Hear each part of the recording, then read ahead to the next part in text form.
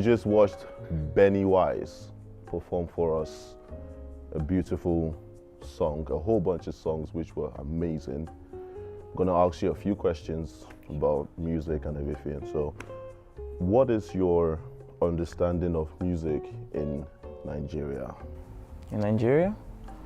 My understanding music in Nigeria, music is something that, in Nigeria we have so many languages and we have so many cultures too, but in such a way to be able to communicate to various ethnicities and all that, my own thing about music is that's what I need to use to, if I want to communicate with the northern part of the country and maybe other parts of the country, I use music because music is relatable.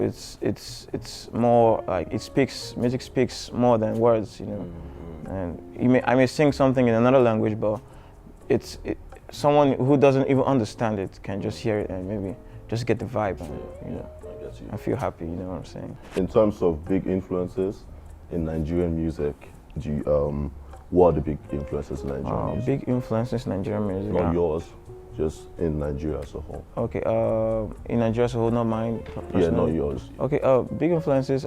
Look at people like Two-Face, Idibia. Yeah. He's really amazing. He has paved the way for most of us. Inspired us.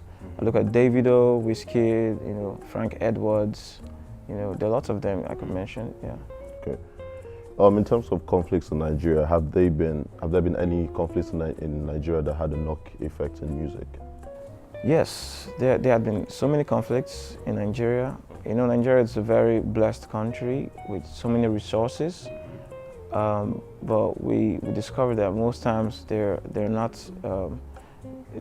used well. So people come out and sing or maybe do music to be able to counter that fact, But most times, like I remember what happened once. There was this particular musician that sang a song. I will mention their names.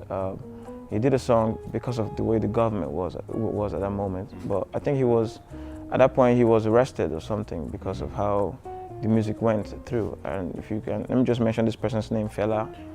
Fela was using music to strike down, the forces of the enemies, like people who were opposing him in the government and all that.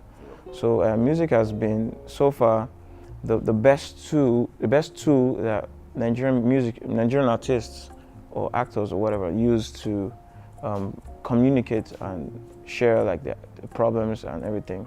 They use music these days because the freedom of speech is not really strong in Nigeria. So they just use music to cover up and sing. The government will just hear it and like, oh, these people, they've come again. They don't come again.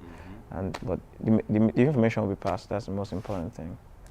In terms of your influences now, who are the people like you look up to when you're making your music? Who are the people that made you start making music?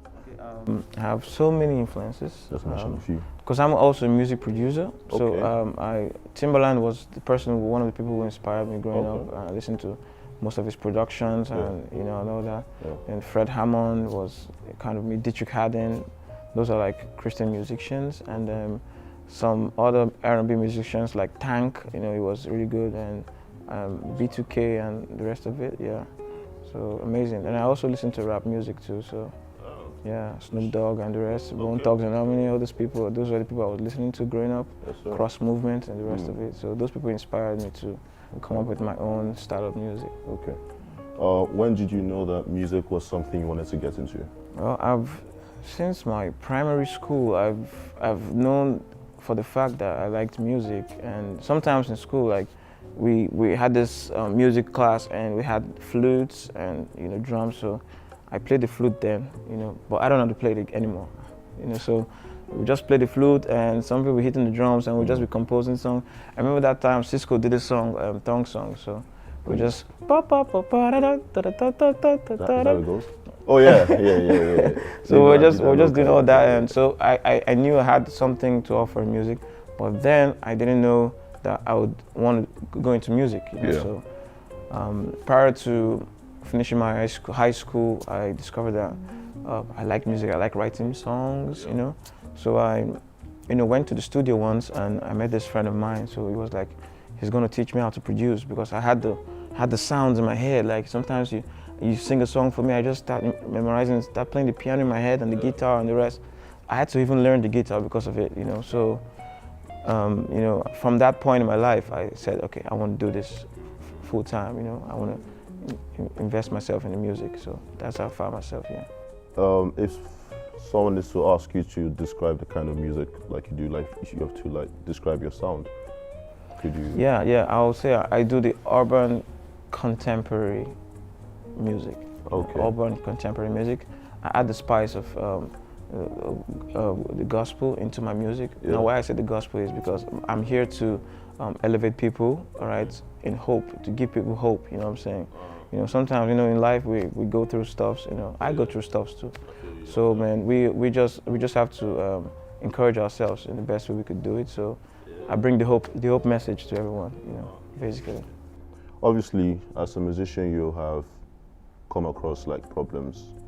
What is like one of the biggest ones you've had to overcome? Yeah, man. Like in the start, when no one had believed in me, it was really terrible because I remember those days when my parents would give me pocket money for school. I'll be saving them, you know, just to go to the studio and record a song. Yeah. And after I record this song and I come out like, man, I got this hit song, man, it's good.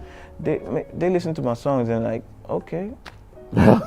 Okay. Then I need to shoot a video for the song. I need to promote the song, and that requires money. That requires a huge amount of money. Requires some peas, but I struggle and do all that, but I just at the end of the day, just few of my friends and few of my family members, a few of maybe people around could just listen to those songs, and I put it back in the shelf, you know, and start over again. So at the point in my life, I went through a hiatus, but you know, it's relative because you just have to keep doing what you know you can do, because one day it's gonna sparkle and that's gonna be it. No cap, that's true.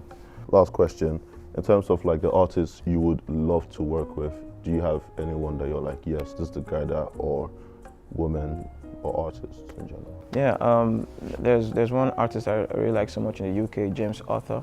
Yeah. Oh yeah, he's sick. Yeah, James Arthur. I like him so much. So I listen to some of his songs. I want to do a song with him one of these days. I pray it works out. And then Timberland, to make a production with him, Chris Brown. Jesus, that's a lot of money there. Yeah, I know, James man. Arthur, Timberland, and Chris Brown. I know, man. Davido, Whiskey, all those people. Jesus. I want to do songs with them. Timaya, you know. How many minutes? You know, Frank Edwards, Samuel Poso, and all those people, Bro, man. I want to do songs with those people. Yeah, man. With time, and I believe I'm going to do it. I believe I'm going to do it.